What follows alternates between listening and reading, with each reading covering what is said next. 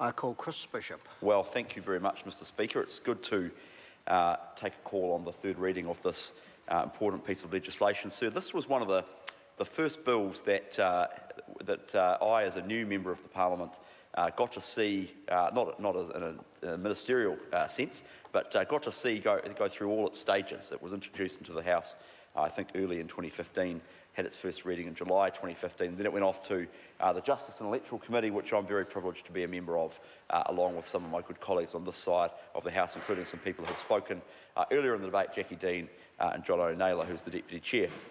And it is a really important piece of legislation, the Evidence Act.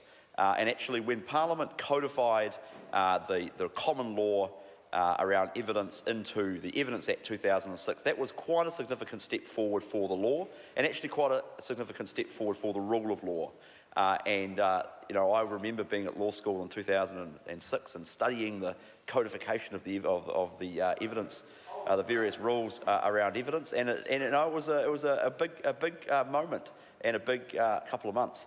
And it is a very important piece of legislation. It's really technical. It's one of those complex and technical pieces of legislation, and it's really important you get it right. And in that context, it's appropriate that the Law Commission has done the heavy lifting on this piece of legislation. So the far-sighted parliamentarians in 2006 who passed the Evidence Act back then built into that piece of legislation a review clause, which the law mandated that the Law Commission would do a review of the Evidence Act in 2011 to see how it was working, to see if what the drafters thought would happen in practice actually turned out to be true.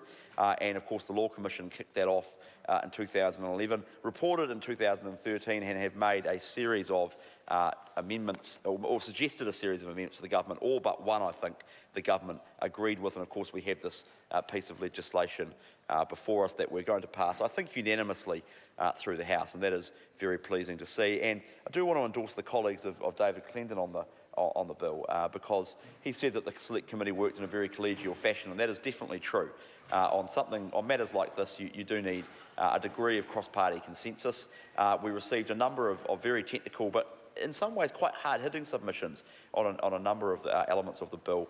We've made some amendments that got passed through the House at second reading and then at Committee of the Whole House stage. I also want to commend the work of Dennis O'Rourke on the committee, the New Zealand First member, because Mr O'Rourke played a very constructive role on the committee, and it was interesting to hear Mr Mark just read out some of the comments that Mr O'Rourke had made. Mr O'Rourke, with his legal background, was very useful on the committee, and indeed actually he plays a very constructive role on the Justice Committee. So in my short contribution, I just want to mention for the House that I think we are making a very positive change with regards to the changes around the notice requirements for evidence of previous sexual history. And in my first and second reading contributions in this bill's debate in the House, I traversed the changing law in New Zealand to do with sexual reputation and to do with previous sexual history, this current legislative, this current bill takes those changes a further step by adding a requirement that the defence give notice before the start of the trial if they intend to use evidence about a victim's sexual history with someone other than the defendant. This was a change recommended by the Law Commission. And what it will do, sir, is allow the admissibility of the evidence to be determined pre-trial, which will ensure the complainant knows what to expect when it comes to court. Because at the moment, sir, of course, the law allows that evidence can be or the permission to introduce that evidence can be sought from the judge at any moment during the trial. I think it's best, sir, that we have these things determined pre-trial.